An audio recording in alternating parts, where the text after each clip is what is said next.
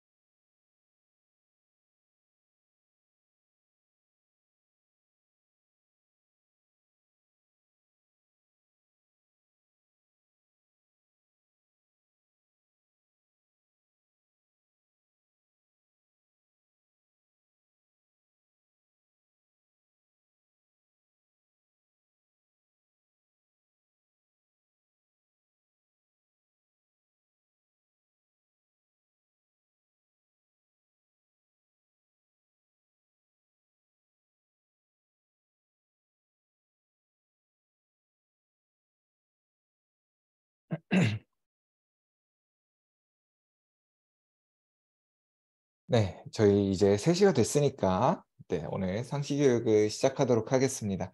선생님들 혹시 지금 제 목소리는 다들 잘 들리실까요? 아까 이제 선생님들께서 한번 "잘 들린다."라고 피드백해 주셨는데 네, 감사합니다. 오늘 교육은 선생님들께서 실습으로 같이 따라하실 수 있는 분들은 실습으로 같이 진행을 해 봐도 괜찮을 것 같고요. 네, 오늘 같은 경우에는 실습보다는 제가 이론을 선생님들께 안내를 드리는 부분이 더 많을 거예요. 그러다 보니까 선생님들께서 실습도 같이 따라해 보실 분들은 실습까지 그냥 강의 형태로 듣겠다라고 하시는 분들은 강의 형태로 들어주시면 좋을 것 같습니다. 우리 교육 시작하기에 앞서서 먼저 안내 사항이 몇 가지 있어요. 안내 사항부터 말씀을 드리고 시작을 해 보도록 하겠습니다. 첫 번째로는 상시교육 일정입니다. 상시교육 같은 경우에는 매월 둘째 주 목요일에는 설문조사 부분, 매월 넷째 주 목요일, 오늘처럼 넷째 주 목요일에는 통계 분석에 대한 부분으로 교육이 진행이 됩니다. 혹시나 아직 상시교육에 대한 교육을 못 들으셨거나 혹은 설문조사에 대한 부분이 필요하시다라고 하시는 선생님들께서는 5월 둘째 주에 있는 상시교육에 참여를 해주시면 좋을 것 같아요. 우리 두 번째로 강의는 1시간 동안 조금 속도감 있게 진행이 될 예정입니다. 저희가 시간 자체는 길지 않은데 선생님들께 안내를 드려야 되는 내용이 조금 많다 보니까 조금은 속도감 있게 진행이 될 거예요. 혹시나 오늘 강의를 듣다가 놓치신 부분 같은 경우에는 제가 선생님들께 강의를 다시 보실 수 있는 영상 링크를 따로 보내드리도록 할 겁니다. 그렇기 때문에 놓쳤다 이러고 거기서 손 놓고 계시지 마시고 일단 제가 가고 있는 곳으로 제가 진행하는 방향으로 같이 따라와 주시면 좋을 것 같아요. 우리 세 번째로 질문사항은 채팅창에 남겨주시길 부탁드립니다. 제가 중간중간에 선생님들께서 질문 주시는 내용을 녹여서 이야기를 할 수 있으면 녹여서 이야기를 할 거고요. 혹시나 중간에 녹이기가 조금 애매한 부분이다라고 한다면 교육이 마치고 나서 선생님들께 한 번에 안내를 드리도록 하겠습니다. 마지막으로 네 번째는 오늘 교육을 마친 후에는 상시교육 만족도 조사가 진행될 예정이에요. 참여해 주신 분들 중 저희가 추첨을 통해서 또 소정의 선물들을 조그마한 선물들을 보내드리고 있으니까 교육 끝났다 그러고 바로 나가시기보다는 이제 만족도 조사까지 같이 참여를 해 주시고 회의를 종료해 주시는 걸 부탁을 드립니다. 그러면 이제 유레카 교육을 시작을 하도록 하겠습니다. 먼저 오늘 통계 분석 교육이죠. 우리 통계 분석을 알아보기 전에 먼저 선생님들께 한 가지 부탁을 드리고 넘어가려고 해요. 혹시나 가능하신 선생님들께서는 선생님들 얼굴 나오도록 선생님들 화면이 나오도록 그 카메라를 켜주실 수 있으면 켜주시기를 부탁드립니다. 제가 선생님들 표정들을 보면서 혹시나 제가 너무 빠르다 싶으면 천천히 진행을 하고 제가 조금 느린 것 같다 라고 하면 좀 빠르게 진행할 수 있도록 선생님들 화면을 켜주시면 좋을 것 같습니다. 근데 이 부분은 강제적인 부분은 아니고요. 선생님들께서 혹시나 가능하신 분들이 있으시다면 가능하신 분들은 켜주시면 좋을 것 같아요. 그러면 계속 이어서 한번 진행을 해보도록 하겠습니다. 먼저 유레카 같은 경우에는 모든 기능을 이용하실 때 제일 처음으로 유레카에 로그인이 되어 있으셔야지만 정상적으로 이용을 하실 수가 있어요. 그래서 유레카에 로그인하시는 방법부터 먼저 한번 안내를 드릴게요. 지금 선생님들께서 먼저 사전에 이렇게 안내를 한번 받으셨을 거예요. 유레카에 접속을 하셔서 이 아이디랑 패스워드를 입력하시면 유레카에 로그인이 됩니다. 라고 한번 안내를 받으셨을 거예요.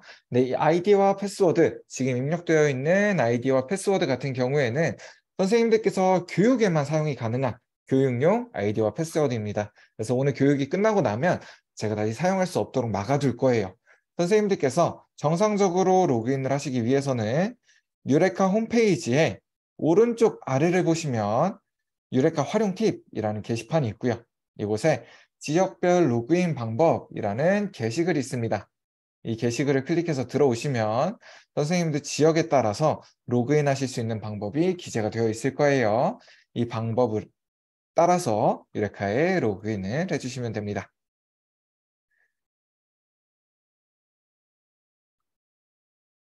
네.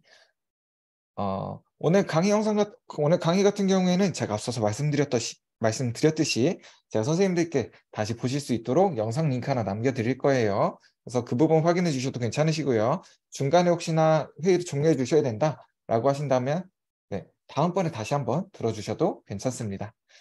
저희 오늘 진행을 해볼 거는 유레카에서 통계 분석을 진행하는 방법에 대해서 한번 알아볼 거고요. 우리 두 번째로는 선생님들께서 혹시나 오프라인으로 설문조사를 받으셨을 때, 종이 설문지로 설문조사를 받으셨을 때 원자료 만드는 방법, 또 요새 선생님들께서 정말 많이 사용하시죠. 사전사후 분석을 하기 위한 자료 만드는 방법도 한번 알아볼 거고요. 그리고 통계 분석의 기초, 몇 가지 통계 분석을 사용을 했을 때 보고서는 어떤 형식으로 작성하는 게 좋은지 해당하는 내용들을 선생님들께 한번 안내를 드리도록 하겠습니다. 우리 첫 번째로는 유레카에서 통계 분석할 수 있는 방법에 대해서 한번 알아볼 거예요. 유레카에서 통계 분석하실 수 있는 방법은 크게 두 가지로 나눠집니다. 첫 번째로 유레카에서 온라인 설문조사를 진행하셨다면 온라인 설문조사에서 바로 통계 분석을 진행을 하실 수가 있어요. 만약 선생님들께서 유레카에서 온라인 설문조사를 진행하셨다면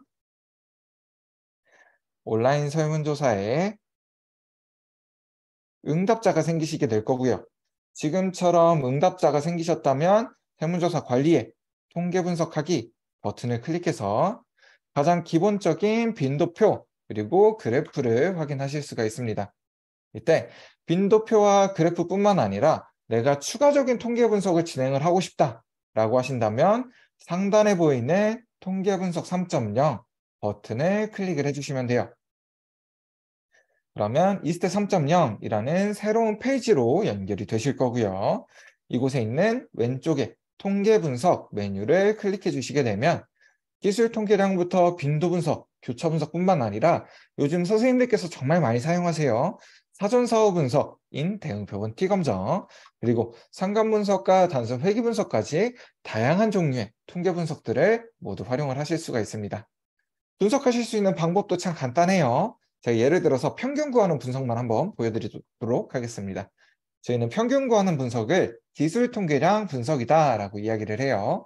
우리 기술 통계량 분석, 왼쪽 통계 분석 메뉴에서 필요하신 분석을 선택해 주시고 변수 리스트에서 우리가 분석할 문항을 아래에 선택 변수로 내려주시면 됩니다. 한 가지만 필요하시면 그냥 이렇게 한 가지씩 클릭을 해주셔도 괜찮으시고요. 여러 개가 연달아 있는데 이걸 다 넣어야 된다라고 하신다면 쭉 드래그를 해주셔도 괜찮아요. 만약 선생님들께서 떨어져 있는 자료들을 선택을 하고 싶다라고 하신다면 하나를 클릭하시고 컨트롤을 누르신 상태로 여러 가지를 선택을 해주실 수도 있습니다. 저는 지금 이 두 가지 문항만 가지고 한번 분석을 해볼게요. 필요하신 자료를 아래 선택 변수로 내려주셨다면 하단에 보이는 분석하기 버튼을 클릭해 주시면 됩니다. 아마 선생님들께서도 지금 저처럼 컴퓨터에서 처음 분석을 하신다면 바로 분석 결과가 안 나오실 수도 있어요. 이런 경우에는 닫기 버튼 아래쪽으로 팝업이 차단되었습니다 라고 하는 경고 문구가 하나 나오실 수도 있습니다. 이때 팝업을 항상호용으로 바꿔주시고 다시 한번 분석을 진행을 해주시면 돼요. 다시 한번 분석을 진행해 주시면 분석의 결과를 바로 지금처럼 확인을 하실 수가 있습니다. 지금처럼 나타난 이 분석 결과 같은 경우에는 왼쪽 상단에 보이는 저장 버튼을 클릭해서 한글이나 엑셀, PPT, 그리고 PDF 또는 JPG 같은 이미지 파일로도 파일을 저장을 하실 수가 있어요. 이제 한글이나 엑셀, PPT 같은 경우에는 편집이 가능한 형태로 파일이 저장이 됩니다. 그러다 보니까 선생님들께서도 이 파일들을 유용하게 사용을 하실 수가 있을 것 같아요. 그러면 지금은 따로 저장을 하지 않고 진행을 해보도록 할게요. 유레카에서는 앞서서 말씀드린 것처럼 통계 분석할 수 있는 방법이 두 가지가 존재합니다. 첫 번째로 우리가 지금 진행한 것처럼 온라인 설문조사에서 바로 통계 분석으로 넘어가는 방법이 한 가지가 있고요. 우리 두 번째로 선생님들께서 오프라인으로 설문조사를 받으신 경우, 종이 설문지로 조사를 받으신 경우에는 원자료만 엑셀 파일로 해서 가지고 계신다면 업로드해서도 분석을 하실 수가 있어요. 그래서 지금은 선생님들께 원자료 만드시는 방법, 그리고 업로드 하시는 방법도 한번 안내를 드리도록 하겠습니다. 혹시나 선생님들 컴퓨터에 엑셀 파일이 있으시다면 지금 저랑 같이 진행을 해봐 주셔도 괜찮을 것 같아요. 엑셀 파일이 있으시다면 지금 진행하는 대로, 제가 진행하는 대로 한번 같이 따라서 진행을 해주셔도 좋을 것 같습니다. 성별, 학년, 수업 만족도, 급식 만족도, 그리고 저는 10개의 설문조사가 있다라고 한번 생각을 해보도록 하겠습니다.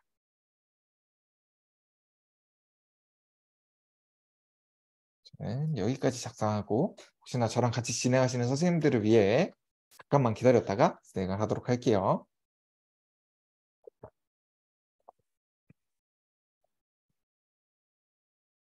먼저 원자료의 구성을 한번 살펴보고 넘어갈게요. 원자료의 첫 줄에는 우리가 사용한 문항들이 들어가게 되고요.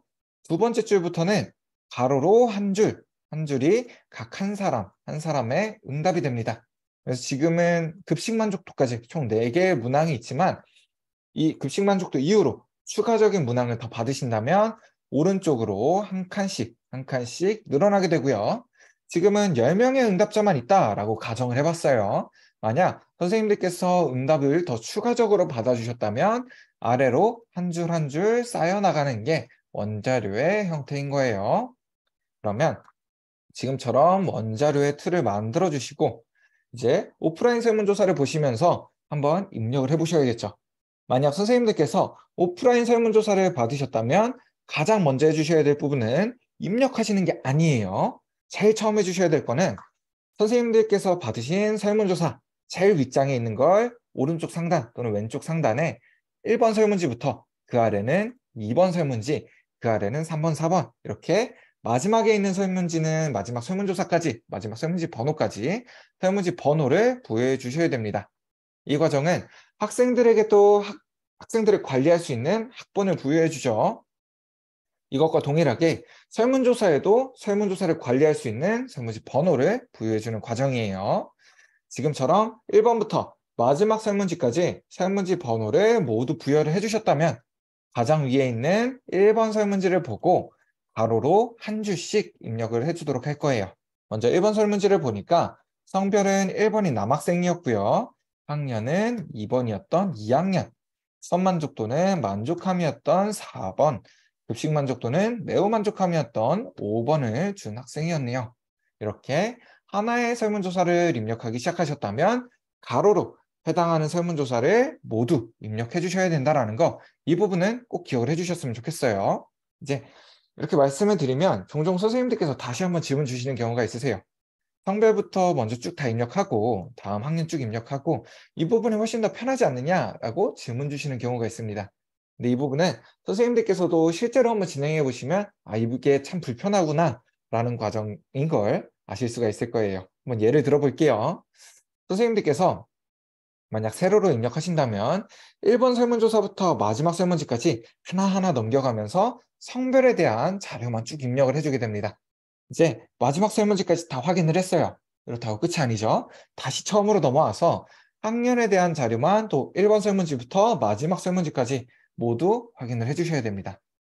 지금 저희가 진행하는 것처럼 이렇게 원자료를 만드는 과정에서 빈칸이 발생하거나 혹은 오타가 발생하는 확률이 굉장히 높아요. 실제로도 정말 많은 오타가 발생을 하게 됩니다. 만약 선생님들께서 지금 저희가 입력했던 것처럼 가로의 형태로 입력하신다면 이 해당하는 설문조사만 다시 한번 확인을 해주시면 돼요. 어디서부터 밀렸었는지 또는 어디서부터 오타가 발생을 했는지 이 부분을 다시 한번 해당하는 설문조사만 확인을 해주시면 됩니다. 근데 만약 선생님들께서 세로의 형태로 자료를 입력을 해주셨다면 어디서부터 자료를 밀렸었는지 혹은 어디서부터 오타가 발생했는지 정확하게 알 수 없다 보니까 전체의 설문조사를 다시 한번 확인해 주셔야 된다라는 불편함이 생깁니다. 그래서 가급적이면 선생님들께서도 하나의 설문조사를 입력하기 시작하셨다면 가로로 해당하는 설문조사를 모두 입력을 해주시는 게 좋아요. 그러면 지금은 1번 설문지를 다 입력해 주었기 때문에 2번 설문지를 한번 살펴볼게요. 2번 설문지를 보니까 성별은 2번인 여학생이었고요. 학년은 5학년, 수업 만족도는 3점, 급식 만족도는 2점을 준 학생이었습니다. 이렇게 하나의 설문조사를 입력하기 시작하셨다면 가로로 해당하는 모든 자료를 입력해 주셔야 된다는 거, 이 부분을 꼭 기억을 해주셨으면 좋겠어요. 지금은 예시 파일이다 보니까 임의로 아래 칸들을 모두 채워볼게요. 지금처럼 아래 칸들을 모두 채워주셨다면 저는 제가 활용하기 편하게 바탕화면에 원자료라는 이름으로 파일을 저장해 주도록 하겠습니다. 우리 다음으로 이번에는 유레카 메뉴 중에 통계 분석이라는 메뉴로 들어가 주도록 할 거예요. 유레카의 세 번째 있는 통계 분석이라는 메뉴로 들어가 주도록 하겠습니다. 그리고 통계 분석 중에 내 자료 분석하기라는 게시판으로 들어가 주도록 할 거예요. 내 자료 분석하기까지 들어오셨다면 화면 가운데 보이는 돋보기 모양을 클릭하시고 우리 바탕화면에 있는 원자료라는 이름의 파일을 열어주시면 됩니다. 그럼 파일이 업로드가 되실 거고요. 여기서 분석하기, 먼저 유레카에서 빈칸이 있는지 또는 오류가 날 만한 게 있는지 한번 검증을 해줄 거예요. 이때 빈칸이 없다면, 오류가 나타날 만한 게 없다면 하단에 보이는 분석하기 3.0 버튼을 클릭해 주시면 됩니다. 그러면 우리가 작성했던 문항명들을 동일하게 쭉 확인을 하실 수가 있고요. 마찬가지로 왼쪽 통계 분석 메뉴에서는 다양한 종류의 통계 분석들을 모두 활용을 하실 수가 있습니다. 지금은 별도로 분석은 해보지 않고 넘어가도록 할게요.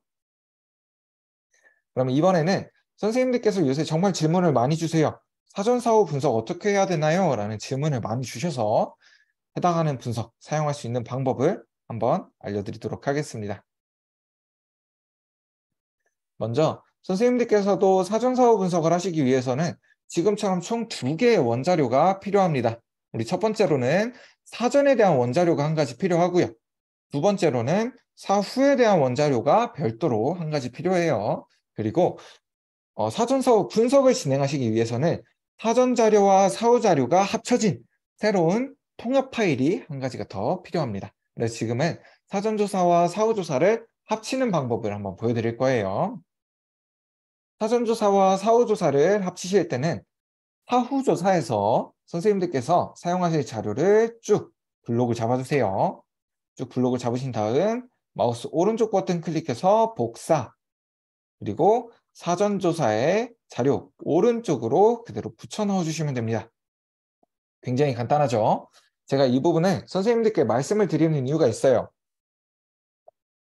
다들 잘 아시지만 선생님들께서 붙여 넣으시는 거는 다들 잘 알고 계시지만 이 부분을 말씀해 드리는 이유가 저는 지금 왼쪽에는 사전에 대한 자료가 오도록 오른쪽에는 사후에 대한 자료가 오도록 자료를 만들어 주었습니다. 근데 보통 선생님들께서 반대로 하시는 경우가 있어요. 왼쪽에는 사후에 대한 자료가 오도록 오른쪽에는 사전에 대한 자료가 오도록 만들어 주시는 경우가 있습니다. 그렇게 작성을 하셔도 분석 결과는 동일하게 나와요. 근데 분석의 부호가 반대로 나타나게 됩니다. 그래서 실제로는 사전에 비해 사후의 값이 증가했음에도 불구하고 일반적으로는 긍정적인 영향일 때가 많아요. 사전에 비해 사후의 값이 증가했음에도 불구하고 분석 결과만 보면 사전에 비해 사후의 값이 떨어진 것처럼 보일 수가 있어요. 그래서 선생님들께서도 자료 만드실 때는 왼쪽에는 사전에 대한 자료가 오도록, 오른쪽에는 사후에 대한 자료가 오도록 자료를 만들어 주시는 게 좋습니다. 여기서 몇 가지만 한 번 더 살펴보고 넘어가려고 해요. 지금 저는 1학년 1반 1번 학생의 사전조사, 오른쪽으로는 1학년 1반 1번 학생의 사후조사가 오도록 응답을 매칭시켜 줬습니다. 이게 굉장히 중요해요. 만약 선생님들께서 응답자를 매칭시켜 주시지 않는다면 실제 나타나는 현상이랑 선생님들께서 분석하신 분석의 결과랑 서로 다른 결과가 나올 수가 있습니다. 그래서 선생님들께서도 해당하는 응답자의 사전조사와 사후조사에 응답 매칭은 반드시 시켜주셔야 돼요. 그리고 여기서 한 가지만 더 살펴보고 넘어갈게요. 만약 선생님들께서 사전에는 조사를 진행하셨어요.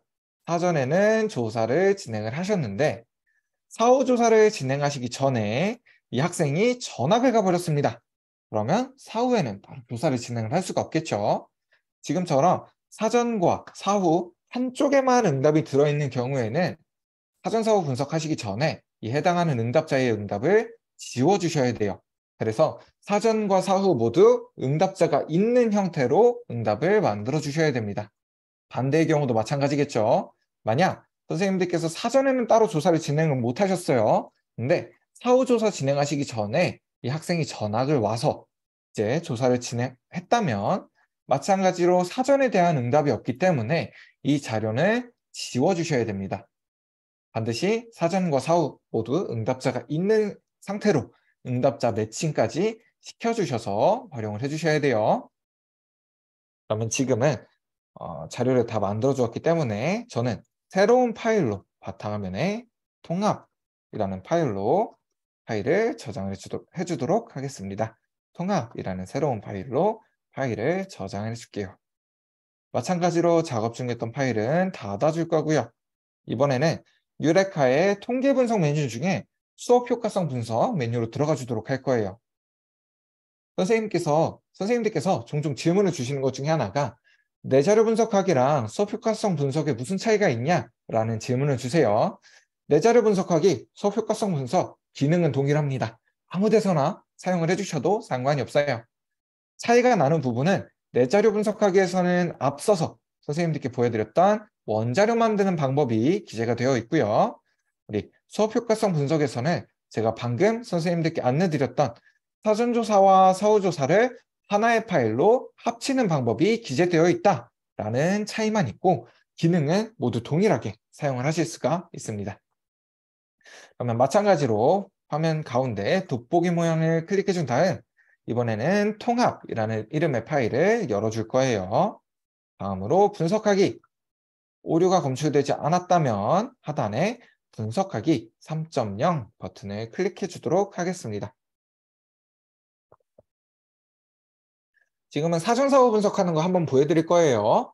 사전사후 분석은 왼쪽 통계 분석 메뉴에서 대응 표본 T 검정을 선택해 주시면 됩니다.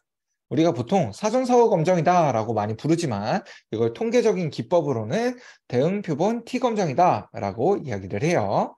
그래서 대응 표본 T 검정을 클릭을 해주시고 반드시 동일한 문항에 대한 사전과 동일한 문항에 대한 사후 한 쌍만을 아래에 선택 변수로 내리고 분석을 진행을 해주셔야 돼요. 지금은 수업 만족도와 교우 관계 만족도, 시설 만족도 세 쌍의 문항이 있죠. 총 3쌍의 문항이 있기 때문에 분석은 총 3번을 별도로 진행해 주셔야 되는 거예요. 지금처럼 동일한 문항에 대한 사전과 사후, 저는 수업 만족도를 가지고 했어요. 동일한 문항에 대한 사전과 사후 한 쌍을 아래 선택 변수로 내려주셨다면 분석하기 버튼을 클릭해 주시면 됩니다. 그러면 지금과 같은 분석 결과를 확인하실 수가 있어요. 선생님들께서 종종 이 분석 결과 보시면 한숨부터 쉬시는 선생님들이 계시더라고요. 제가 이 자료 중에 꼭 활용해야 되는 것, 또 조금은 편하게 해석할 수 있는 방법에 대해서 조금 이따가 다시 한번 안내를 드리도록 하겠습니다. 그럼 여태까지 작업 중이었던 파일은 마찬가지로 모두 닫아주고 지금부터는 제가 선생님들께 통계 분석의 기초 그리고 몇몇 가지 통계 분석을 사용하셨을 때 보고서는 어떤 형식으로 작성하시는 게 좋은지 해당하는 내용들을 안내를 드리도록 할게요. 먼저 제일 처음으로 통계 분석의 기초부터 한번 살펴보고 넘어가겠습니다. 통계 분석에는 정말 다양한 통계 분석 기법들이 존재해요. 진짜 다양하게 통계 분석 기법들이 존재합니다. 여기서 나타나 있는 건 극히 일부일 정도로 통계 분석 방법은 다양해요. 근데 이 각각의 통계 분석을 사용해 주기 위해서는 해당하는 조건들을 지켜주셔야 됩니다. 이 조건은 크게 두 가지로 나눠져요. 첫 번째로는 변수의 종류를 알맞게 사용해 주셔야 되고요. 두 번째로는 이 종류에 따른 형태도, 변수의 형태도 알맞게 사용을 해 주셔야 돼요. 우리 그러면 변수의 종류부터 한번 간략하게 살펴보고 넘어갈게요. 변수의 종류도 크게 나누자면 두 가지로 나눌 수가 있습니다.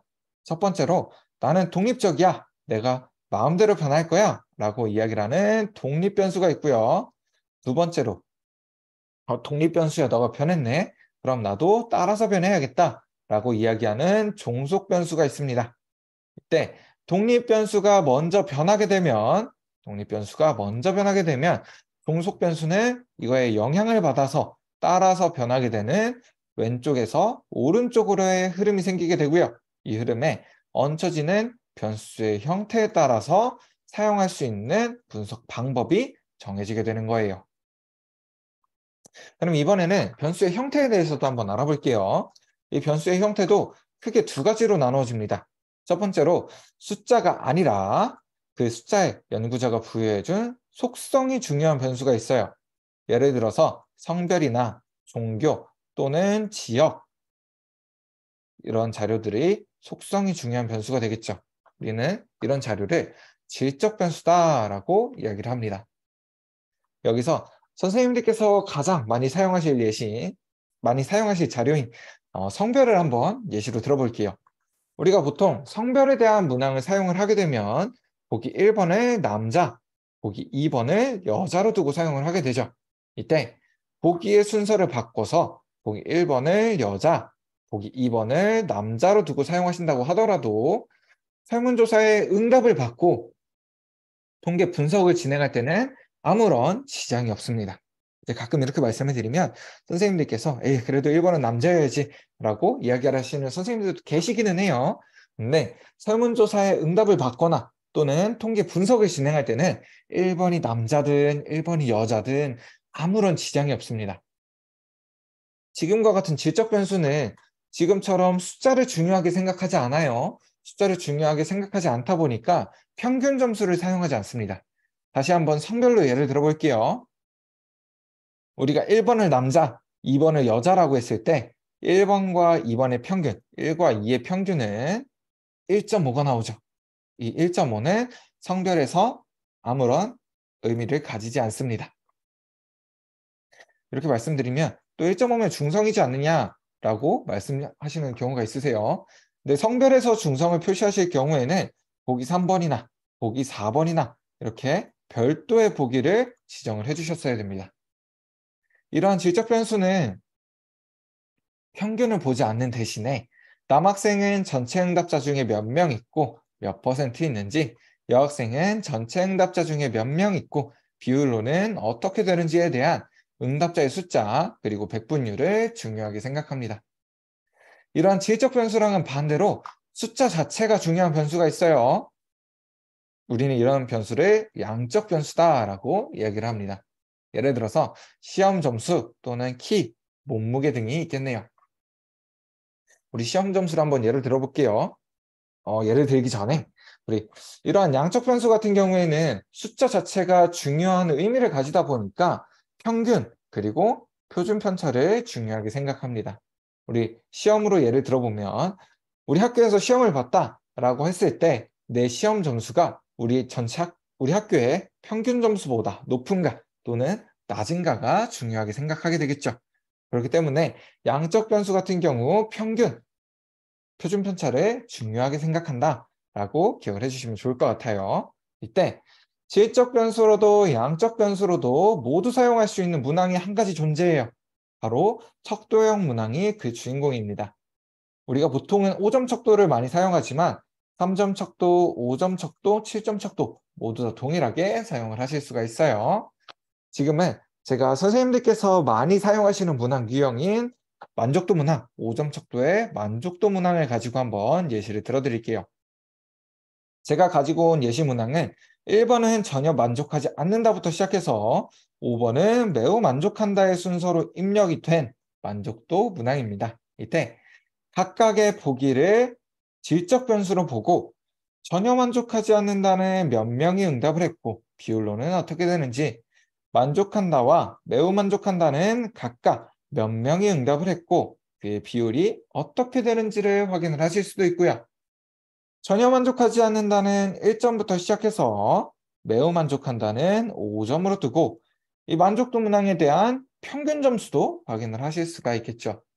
지금처럼 석도형 문항을 사용하시게 될 경우에는 질적 변수로 또 양적 변수로 모두 활용을 하실 수가 있다 보니까 대부분의 통계 분석을 사용을 하실 수가 있어요. 선생님들께서 내가 특정한 분석 사용해야 되는데, 내가 어떠한 분석을 사용해야 되는데 이 분석 사용할 수 있을지 없을지 모르겠다라는 생각이 드실 때는 먼저 그 문항이 척도형 문항으로 바뀌는지 한번 살펴봐 주시는 것도 좋을 것 같습니다. 척도형 문항으로 사용하시게 될 경우에는 질적, 양적 모두 사용을 하실 수가 있다 보니까 대부분의 통계 분석을 활용을 하실 수가 있어요. 여기서 한 가지만 더 살펴보고 넘어가도록 하겠습니다. 선생님들께서 종종 이 질적 변수나 양적 변수의 지정은 응답자분들이 응답을 할 때 정해진다라고 생각하시는 경우가 있으세요. 근데 이 질적 변수나 양적 변수 같은 경우에는 선생님들께서 설문조사를 만드실 때, 설문 문항들을 만드실 때 정해지게 됩니다. 그래서 선생님들께서 응답을 받으시고 나서 저희 쪽으로 종종 저희 쪽에 연락 주시는 분들 중에 이미 설문조사의 응답을 다 받으셨어요. 근데 저희 쪽으로 연락을 주셔서 선생님 제가 특정한 분석을 사용을 해야 되는데 이 분석이 사용이 안 됩니다. 어떻게 해야 되나요? 라고 문의를 주시는 경우가 있으세요. 근데 이 경우에는 이미 설문 응답을 다 받으신 이유이기 때문에 저희 입장에서도 도와드릴 수 있는 방법이 없습니다. 선생님들께서도 특정한 분석을 사용을 하셔야 된다라고 하신다면 설문 문항 만드실 때 먼저 이 자료를 한번 참고를 해주세요. 그래서 선생님들께서 그 분석을 사용하실 수 있는 형태로 자료를 만들어 주시는 거, 설문조사를 만들어 주시는 게 중요합니다. 만약 선생님들께서 쭉 보셨는데 나 그래도 아직 잘 모르겠다 라고 하신다면 그 자료를 저희 쪽으로 한번 보내주세요. 그러면 저희 같은 경우에는 보고 이 분석 사용할 수 있다, 없다 정도는 선생님들께 바로 안내를 드릴 수가 있으니까 혹시나 필요하신 경우는 저희 쪽으로 연락을 주시면 좋을 것 같습니다. 제가 연락처랑 메일 같은 경우에는 조금 이따가 남겨드리도록 할게요. 그럼 지금부터는 제가 몇 가지 분석에 대해서 선생님들께서 분석은 어떻게 진행을 하시면 되는지, 또 분석을 진행하셨을 때 보고서는 어떠한 형태로 작성하실 수 있는지 주요하게 3가지만 한번 확인을 해보도록 하겠습니다. 우리 첫 번째로 빈도 분석부터 한번 살펴보도록 할게요. 이 빈도 분석은 질적 변수의 분포 그리고 특징을 확인할 수 있는 분석이 빈도 분석이에요. 예를 들어서 성별에 대한 분포, 남학생은 전체 응답자 중에 몇 명 있고 비율로는 어떻게 되는지, 여학생은 몇 명이 응답했고 비율이 어떻게 되는지, 이에 해당하는 자료를 확인할 때 사용하는 분석이 빈도 분석입니다. 이 빈도 분석 같은 경우에는 사실 선생님들께서 설문조사 받으셨고 보고서 작성하신다라고 하신다면 가장 기본적으로 들어있어야 되는 분석 중에 한 가지예요. 특히 이 빈도 분석을 이용해서 내가 받은 응답이 어느 한 곳으로 치우치지 않았다라는 것을 증명할 수 있는 가장 기본적인 분석이기도 합니다. 한번 예를 들어 볼게요. 저는 설문에 응답을 받았는데 제가 해석하고 싶은 방향은 남학생과 여학생의 평균적인 의견이다 라고 이야기를 하고 싶어요.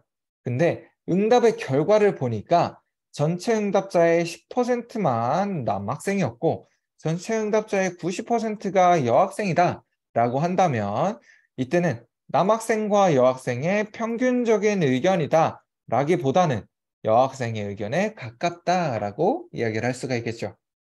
반대로 남학생이 한 47% 정도, 여학생이 53% 정도 이렇게 분포가 나타났다, 이렇게 빈도 분석이 나타났다라고 한다면 이때는 남학생과 여학생의 평균적인 의견이다 라고 이야기를 할 수가 있을 겁니다. 지금처럼 이 빈도 분석을 이용하면 내가 받은 응답이 어느 한 곳으로 치우치지 않았다 라는 것을 가장 쉽게 증명할 수 있기 때문에 선생님들께서 설문조사 사용하셨고 보고서 작성하신다면 반드시 포함이 되어 있어야 돼요. 그러면 이 빈도 분석을 어떻게 사용할 수 있는지 한번 살펴보도록 하겠습니다. 먼저 통계 분석을 할 수 있는 리스트 3.0 페이지까지 넘어오신 다음 왼쪽 통계 분석 메뉴에서 빈도 분석, 변수 리스트에서 우리가 빈도를 확인할 문항들을 아래에 선택 변수로 내려주시고 그래프는 필요하신 경우 필요하신 대로, 필요 없으신 경우에는 없음으로 그대로 두고 사용을 하셔도 괜찮습니다. 지금처럼 설정을 다 해주셨다면 분석하기 버튼을 클릭해 주시면 돼요. 그러면 지금과 같은 결과를 받아보실 수가 있고요. 이 결과는 보고서에 지금처럼 사용을 해주실 수도 있습니다. 지금부터 제가 선생님들께 말씀드릴 이 보고서의 형태 같은 경우에는 무조건 이렇게 작성하셔야 됩니다 라는 내용은 아니에요. 최소한 이렇게 작성하시면 틀리지 않아요 라는 내용으로 선생님들께 안내를 드리도록 하겠습니다. 우리 첫 번째로 빈도 분석에 대한 구성부터 한번 살펴보고 넘어갈게요.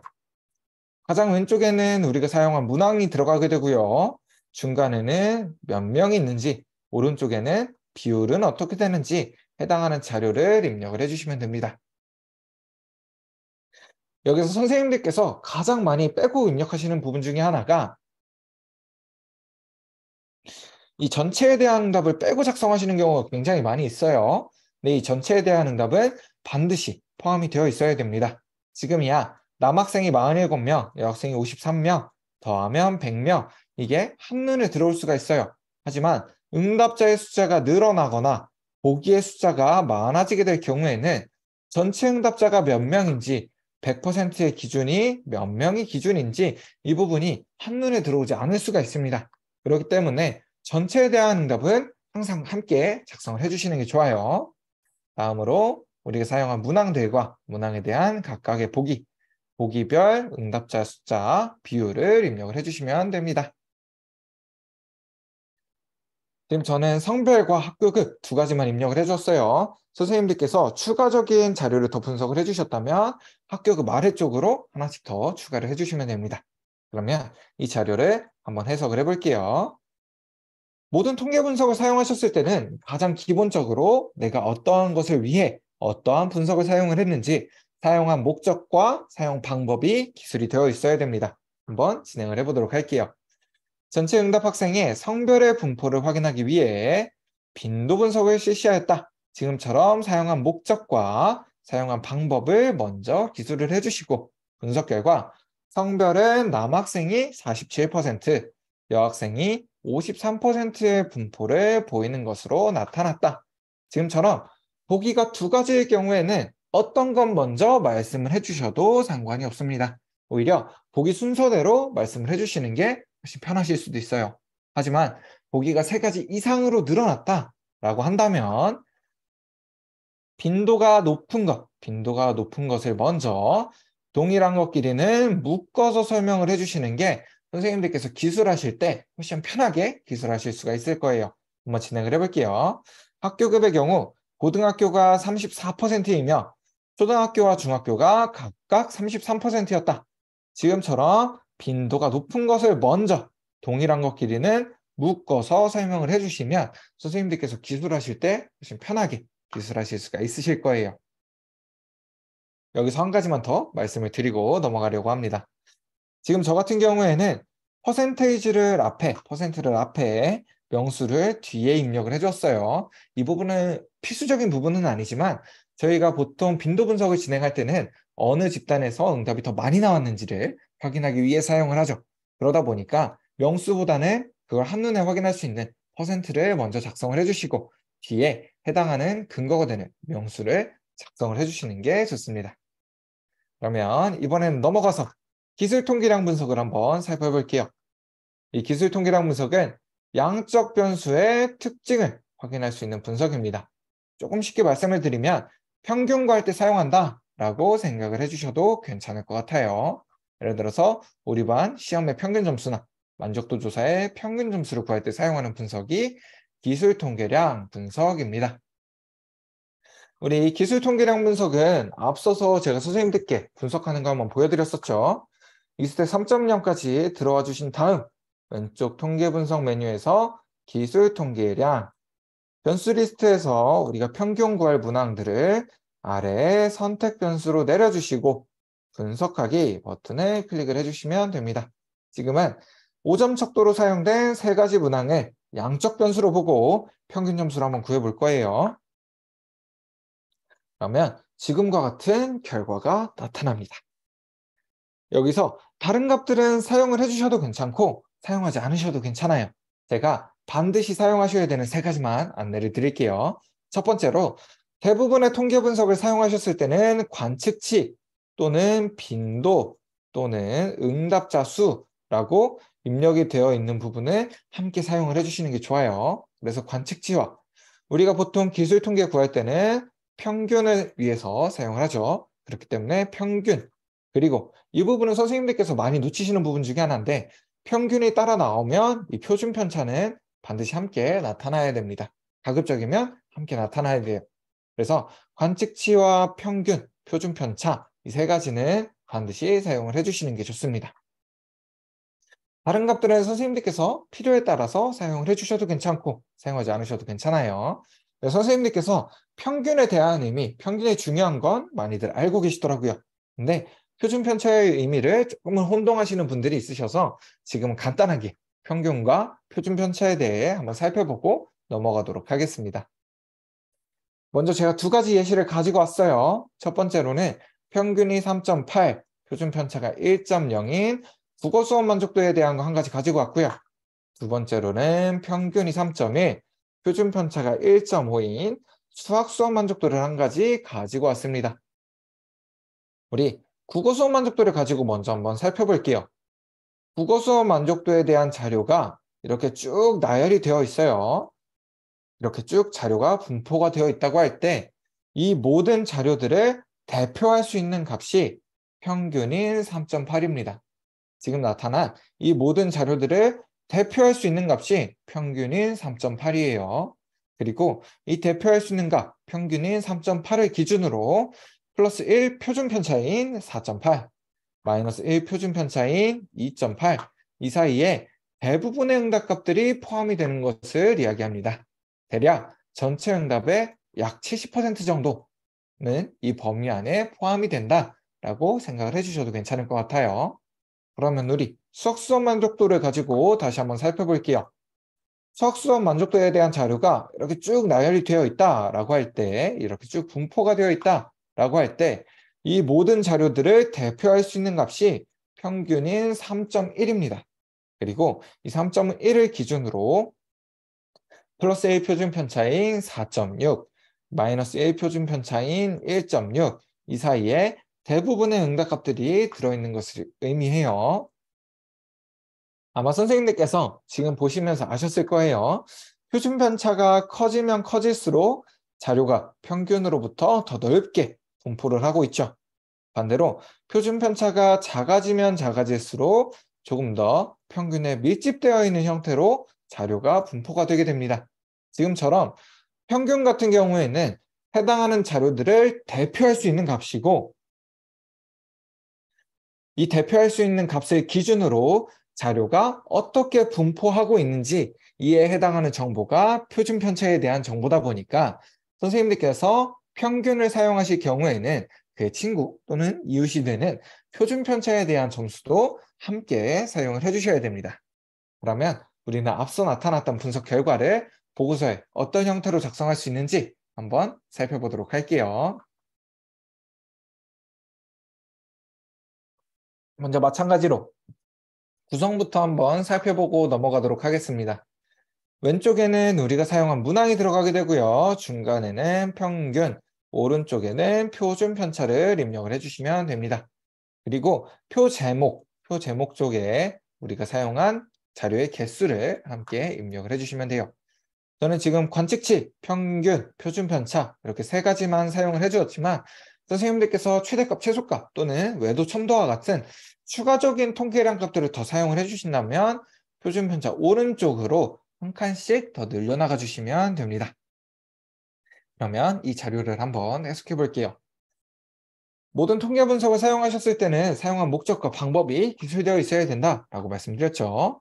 학생들의 각 만족도 및 점수의 특징을 알아보기 위해 이렇게 목적과 기술 통계량 분석을 실시하였다.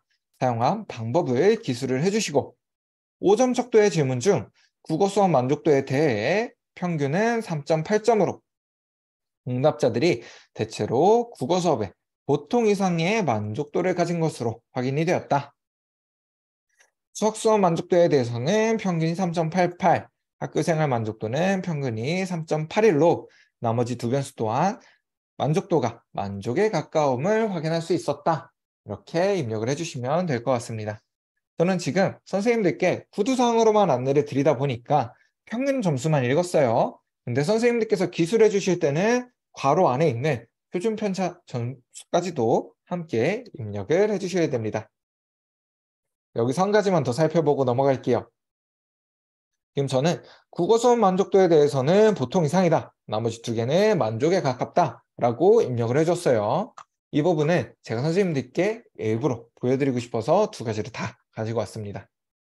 저희가 보통 5점 척도를 사용을 하게 되면 그 중에 3점은 보통, 4점은 만족으로 사용을 하게 되죠. 이때 3점과 4점 사이 대략적으로 3.8에서 4점보다 조금 못 미치는 경우에는 보통 이상이다, 만족에 가깝다 두 가지로 모두 해석을 해주실 수가 있습니다.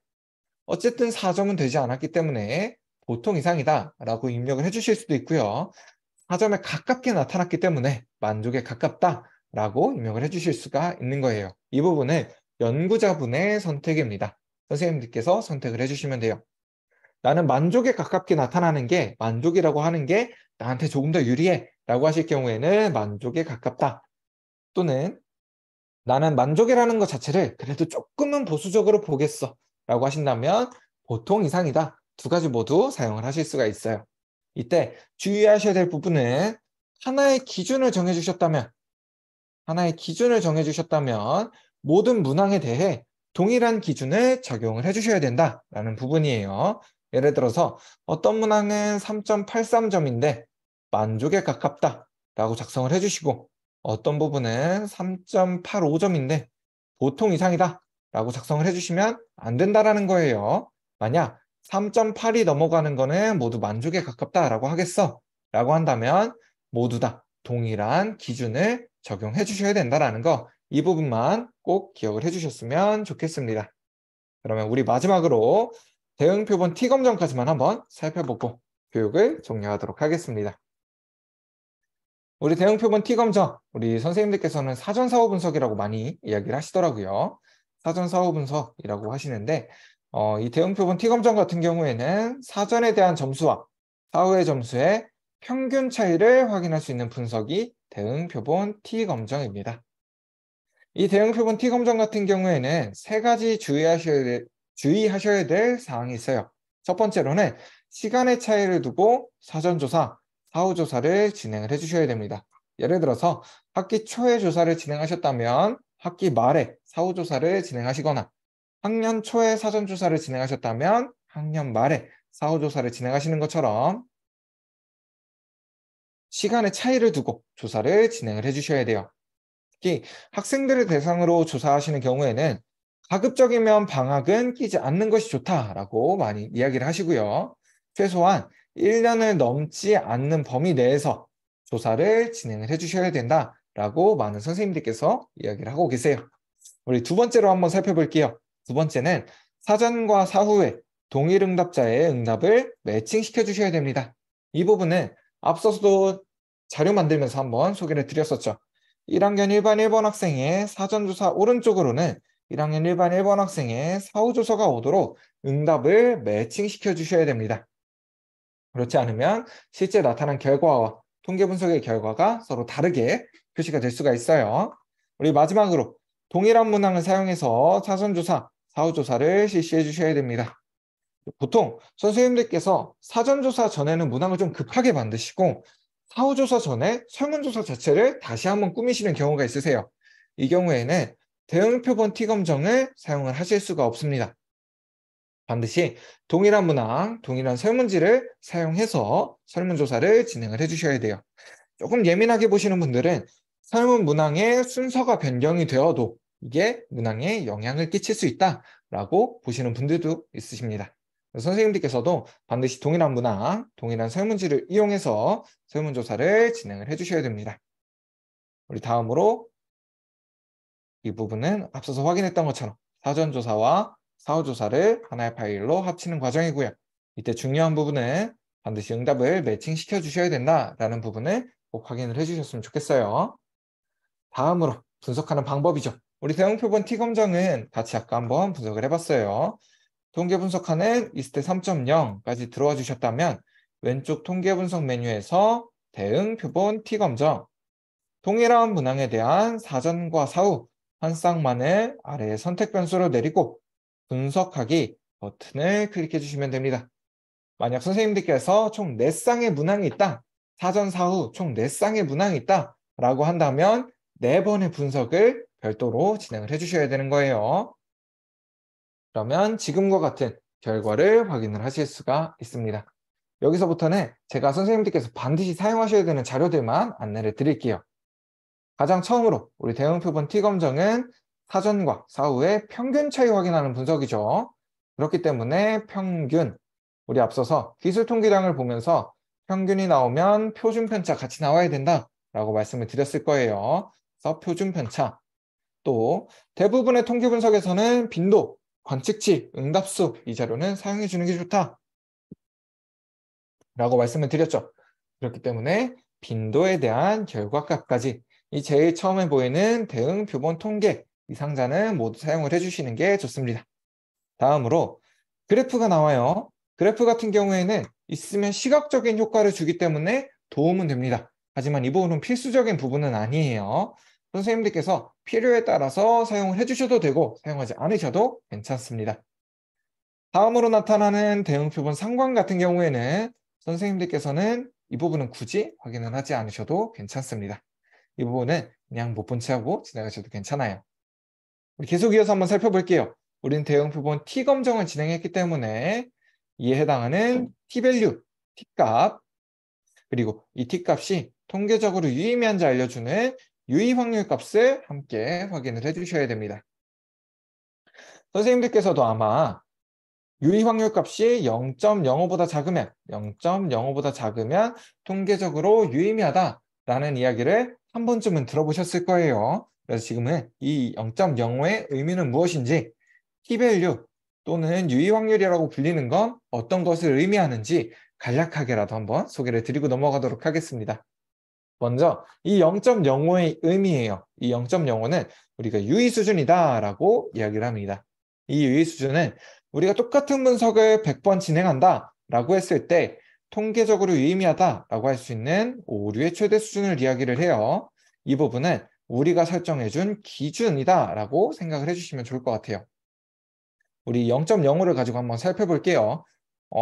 보통 사회과학 분야에서는 0.05를 많이 사용하는데 이 0.05 같은 경우에는 똑같은 분석을 100번 진행한다 라고 했을 때 그 중에 5번보다만 오류가 적게 나타날 확률이면 우리는 그걸 통계적으로 유의미하다고 하겠어 라고 하는 우리가 세워준 기준입니다. 우리가 세워준 오류가 이 정도보다 적게 나타난다 라고 한다면 이걸 통계적으로 유의미하다고 해줄게 라는 우리가 세워준 기준을 이야기합니다. 보통 사회과학 분야, 우리가 있는 분야에서는 0.05를 많이 사용해요. 근데 건설 분야 또는 기계 분야, 의학 분야 이쪽으로 넘어가게 되면 훨씬 더 작은 수치의 오류 수준을 사용을 하게 됩니다. 저희는 보통 0.05, 100번 중에 5번보다만 작으면 된다라는 기준을 사용한다라고 생각을 해주시면 좋을 것 같아요. 반대로 이번엔 유의 확률에 대한 것도 한번 알아볼게요.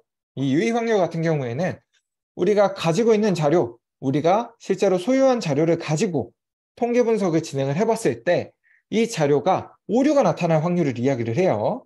우리가 실제로 가지고 있는 자료에서 오류가 나타날 확률을 유의 확률이다 라고 이야기를 합니다.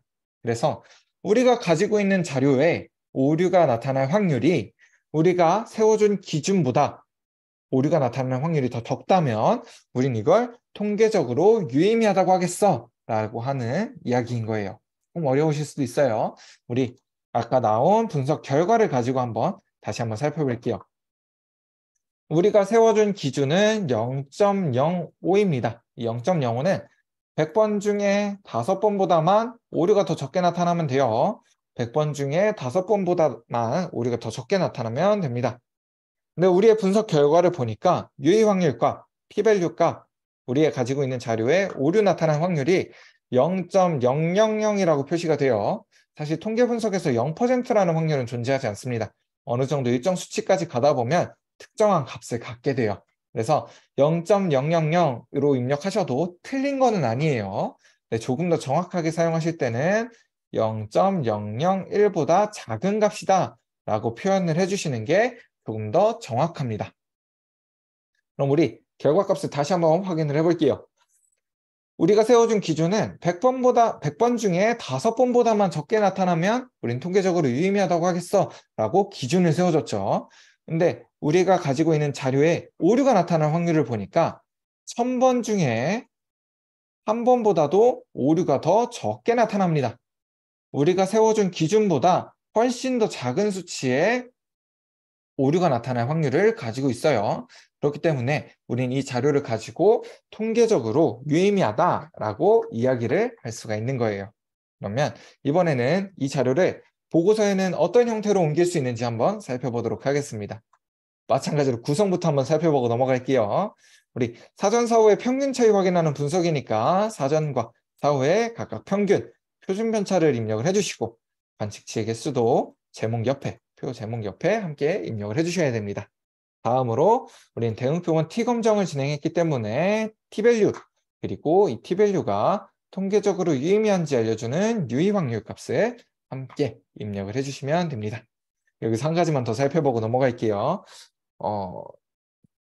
보통 저희한테 보고서 검토를 요청 주시는 경우가 있으세요. 그래서 선생님들께서 실제로 보고서 검토를 요청 주셔가지고 쭉 확인을 해보고 있었어요. 근데 보고서 검토를 해보다 보니까 조금 이상한 부분이 한 가지 있더라고요. 분명 사전에 비해 사후의 값이 증가했어요. 사전에 비해 사후의 값이 증가했는데 이 T값, T밸류 앞에 마이너스라는 부호가 없는 거예요.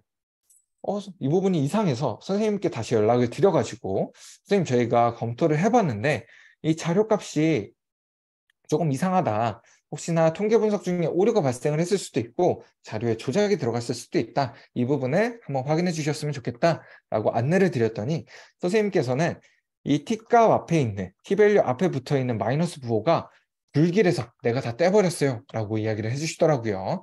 근데 보통은 사전에 비해 사후의 값이 증가했을 때 일반적으로 긍정적인 의미로 많이 사용이 됩니다. 그래서 선생님들께서 마이너스 부호 있다 라고 불길하다 라고 다 떼버리지 마시고 있으면 있는 대로 없으면 없는 대로 사용을 해주셔야 됩니다. 그럼 이 자료값을 한번 해석해 보도록 할게요. 나는 국어 공부하는 것이 즐겁다 라는 문항에 대한 학생들의 사전, 사후 응답 차이를 분석하기 위해 지금처럼 목적과 대응 표본 T검정을 실시하였다. 사용한 방법을 함께 기술을 해주시고 분석 결과 사전조사에서는 평균이 3.05점이었으나 사후에서는 3.85점으로 약 0.8점 향상된 것이 통계적으로 확인되었다. 0.8점 향상된 것은 우리가 시각적으로도 확인이 가능합니다. 우리는 이걸 통계적으로 증명해냈기 때문에 그 근거가 되는 T밸류 그리고 유의 확률 값을 함께 작성을 해주시면 됩니다. 여기까지 작성을 해주셨다면 이제 결론을 내주셔야겠죠. 따라서 나는 국어 공부하는 것이 즐겁다라는 문항에 대한 학생들의 응답 점수가 사전보다 사후에서 유의하게 증가하였다고 할 수 있다. 이렇게 결론을 맺어주실 수가 있습니다. 사실 여기까지만 결론을 맺어주셔도 한 98% 정도는 완료가 됐어요. 통계를 조금 아시는 분들이 보신다면 이게 어떠한 내용이구나 라는 것을 조금 쉽게 캐치를 하실 수가 있을 겁니다. 근데 만약 통계를 모르시는 분들이 이렇게만 보신다면 이게 무슨 의미인가 라고 조금 의문을 가지실 수도 있어요. 그래서 즉 이후에 한 문장을 더 추가해 주셔서 선생님들께서 하신 수업 또는 어떤 처리에 대한 효과가 이만큼 좋았다 라는 것도 한번 뽐내주시고 보고서를 보시는 분들께도 가장 친절한 형태로 작성을 해주실 수가 있습니다. 마지막으로 해볼게요. 즉, 국어 특성화 수업은 학생들의 국어 과목에 대한 흥미를 증진시키는데 효과적으로 기여하였음을 알 수 있다. 지금처럼 내가 한 수업이 학생들에게 이렇게 효과가 좋았다라는 것도 한번 뽐내주시고 보고서를 보시는 분들께도 이게 의미였구나 라는 부분을 쉽게 파악하실 수 있도록 하는 게 가장 완성도가 높은 보고서가 될 겁니다. 자, 우리 이렇게 대응표본 T검정까지 같이 알아봤고요. 우리 1시간 동안 선생님들께서 같이 진행을 해주셔서 정말 너무나도 감사합니다.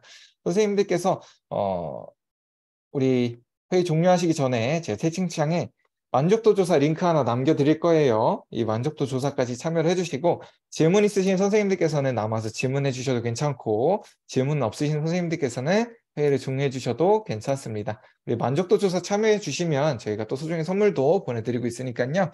추첨을 통해서 소정의 선물을 보내드리고 있으니까 바로 나가시기보다는 이 만족도 조사까지 참여를 해주시면 좋을 것 같습니다.